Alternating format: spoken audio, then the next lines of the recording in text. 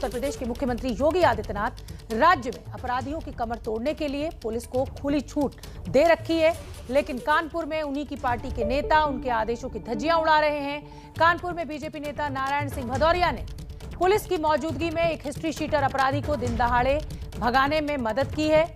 ये पूरी घटना कैमरे में कैद हुई है। बीजेपी ने कार्रवाई करते हुए उन्हें जिला मंत्री पद से हटा दिया है, लेकिन 24 घंटे बाद भी ना तो मनोज सिंह पकड़े गए हैं और ना ही नारायण सिंह भदौरिया।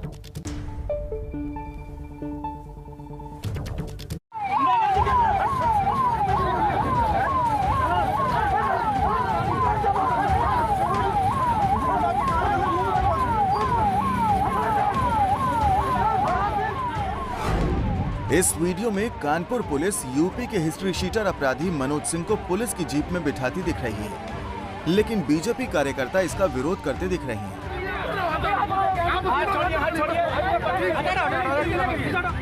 ये पूरी घटना नौबस्ता थाना क्षेत्र के उस्मानपुर की है। यहाँ बीजेपी के दक्षिण जिला मंत्री नारायण सिंह भदौरिया का जन्मदिन एक निजी गेस्ट हाउस में मनाया जा रहा था।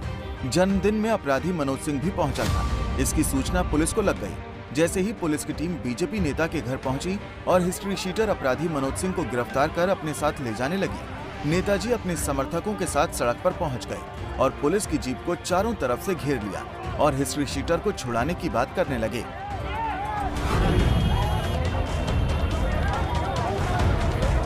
पुलिस ने जब अपराधी मनोज सिंह को छोड़ने से मना कर दिया तो बीजेपी नेता नारायण सिंह भदौरिया और उनके समर्थक भड़क गए और पुलिस से झड़प पर उतारू हो गए। इसी बीच कुछ लोगों ने कानून को ताक पर रखते हुए जीप में बैठे हिस्ट्री शीटर को जीप से उतारकर भगाने की कोशिश की। इस दौरान पुलिस बीजेपी नेताओं के सामने पूरी तरह से बेबस नजर आई।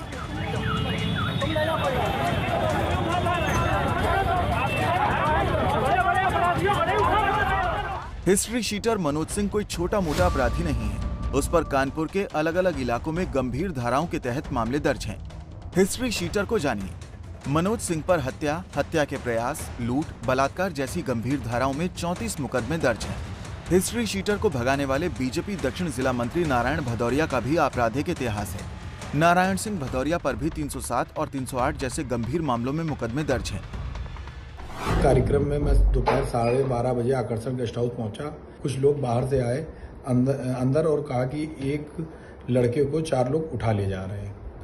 मैं बाहर निकल के आया तो मारुति सिलेरियो गाड़ी यूपी 16 नंबर था जिसका, वो उसमें ये 4 लोग जबरन एक लड़के को डाल रहे थे।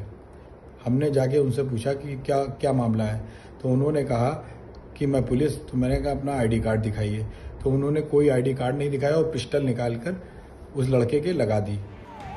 पुलिस की आंखों के सामने हिस्ट्री शीटर को गायब करने की घटना को लेकर पुलिस पर भी सवाल खड़े हो रहे हैं। आरोपियों के खिलाफ मामला दर्ज कर लिया गया है।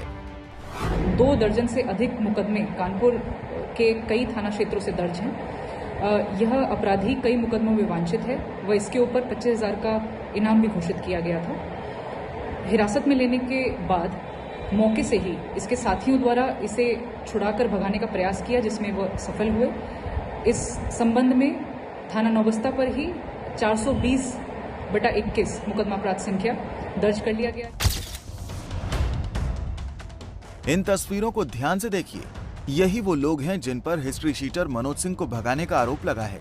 अब तक इस मामले में पुलिस ने 11 अभियुक्तों के पोस्टर जारी किए हैं। पुलिस ने कई लोगों पर इनाम भी रखा है। पुलिस का कहना है कि ये लोग किसी भी पार्टी से संबंध रखते हों, इन्हें छोड़ा नहीं जाएगा। उन्होंने कहा कि अपराधियों के खिलाफ सख्त कार्रवाई होगी। इस संबंध में मनोज सिंह के ऊपर 25,000 रुपए का इनाम घोषित किया गया है। करीब 1 दर्जन लोगों को चिन्हित कर लिया गया है और को चिन्हित किया जा रहा है। इन सभी की गिरफ्तारी की जाएगी। इस बात से कोई फर्क नहीं पड़ता कि कौन किस व्यवसाय में है, कौन किस राजनीतिक पार्टी में है। जिसने गलती की है, जिसने अपराध किया है, उसके खिलाफ कार्रवाई होगी और सख्त कार्रवाई होगी।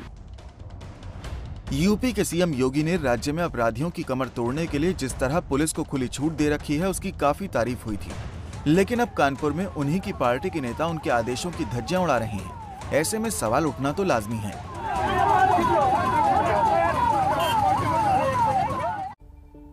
और इसी खबर पर हमारे सहयोगी रणबीर जुड़ रहे हैं ज्यादा जानकारी लिए हुए। रणबीर, 24 घंटे से ज्यादा का समय बीत चुका है, ना तो ये बदमाश मनोज सिंह पकड़ा गया है और ना ही नेताजी नारायण सिंह भदौरिया। देखिए ना, कोई पकड़ा नहीं गया। एक गिरफ्तारी हुई है जो अज्ञात था, लेकिन बाद में उसको निशानदेही पर गिरफ्तार किया गया। और इस बीच में जो बीजेपी के पूर्व जिला मंत्री दक्षिण हैं नारायण सिंह भदौरिया, उन्होंने वीडियो भी जारी किया। वीडियो जारी करके वो अपने आप को कानून का जानकार और वकील बताते हुए ये दावा कर रहे हैं कि जो लोग आए थे वो सिविल ड्रेस में थे, इन्होंने आईडी मांगी, फिर पुलिस की गाड़ी भी देखी और पुलिस की गाड़ी देखने के बाद उन्होंने कहा कि सीनियर अधिकारी से बात कराओ। तो जाहिर है कि एक तरह से इस पूरी घटना में शामिल होने की बात तो नारायण सिंह भदौरिया ने स्वीकार कर ली है।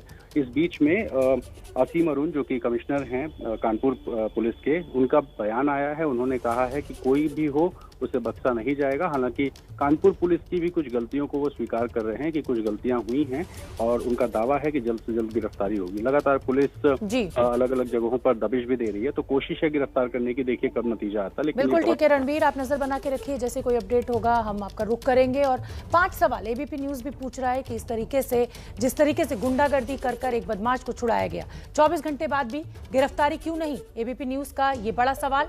आरोपियों को आखिर कौन बचा रहा है?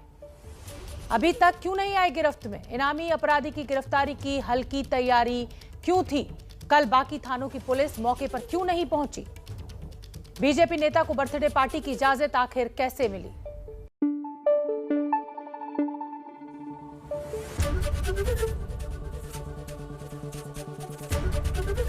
एबीपी न्यूज आपको रखे आगे।